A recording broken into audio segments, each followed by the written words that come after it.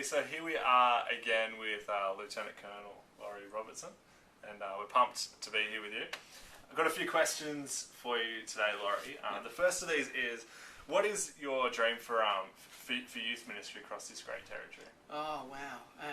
Youth ministry, the big overarching dream for me is that youth ministry will see young people actually involved in ministry themselves right now, no matter what age, and even in some leadership positions.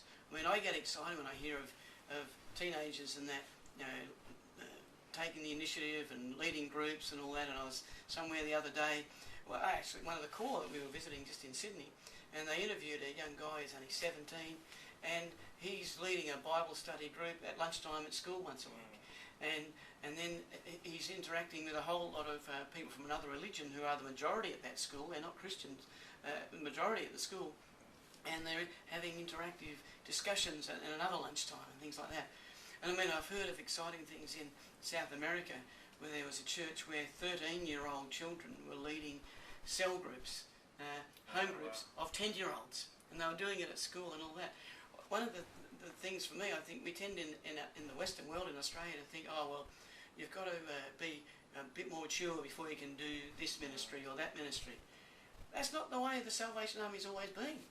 I come from the country, and I was thrown into leadership, in the mid-teens, because there was no other young people basically around. Now, so my vision is that young people have just as much passion and gifts, if not more of passion, than many of us older people who get a bit, maybe, oh, we better be careful or whatever. Youth ministry, get involved now. Do it now. Young people are not the army of tomorrow. We're the army of today. Laurie, you've probably you've led many teams over your time in leadership and ministry, and as a leader, you know that teams always don't work perfectly together, and people are people, and people don't always agree with other people. Yeah. How do you deal with conflict in team? Well, I always like to be transparent, Yeah. and you don't try and hide the problem and sort of think, oh, if I put my head in the sand, it'll go away. You know, we think about the ostrich with its head in the sand. Do you know that's actually false? The ostrich doesn't actually put its head in the sand. I didn't know that. Yeah, there you go. I learnt that just recently. So you can still keep learning no matter what. And we shouldn't do the same. We shouldn't put our head in the sand. So if there's a difference, Jesus taught us, and it's in Matthew, and I'll let you look it up in what you have to read the whole of Matthew to find it. But he taught us a way to resolve conflict.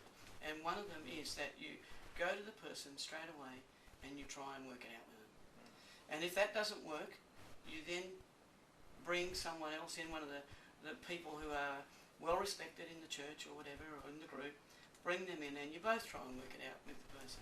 And if that doesn't work, then you then need to say, well, okay, maybe we've got to try some other way and let's just agree to disagree, and we have to go our own ways. But the point is, you are open and transparent that there's a difficulty, there's a problem. Because what happens is, when we don't acknowledge it, and it sounds a bit like AA, doesn't it? Acknowledge the difficulty that you have. But when we don't acknowledge it, it builds up inside of us, and everything that other person does becomes an issue. Yeah. So you have to be transparent, and you've got to sit down. Now you do that privately first, then you get another person involved. If it needs to then go to the core leadership or whatever, well then you take it to that level if it's that big an issue. Yeah. But it's got to be open. You cannot let it go, and you've got to be graceful about it, and not want to just try and win. Yeah. You don't want to, well, I'm going to win and you're going to lose. Yeah. If you can, I mean, I know it's a cliche, but try and get the win-win. Yeah. And the win-win is that if both of us can end up working together. I've had to deal with some very strong people over the years who have clashed with other people on the team, or even, with me over different things. And what I found is even the most vocal person, if they know that you're actually trying to get a win-win for all of you out of this, they're usually willing to talk about it and work it through. But it's just saying, yep, we have a challenge, don't run away from it, face it and work it through. And we're all different in personality, so there's different ways of doing it with different people, but we haven't got a while to talk. some great advice on dealing with conflict.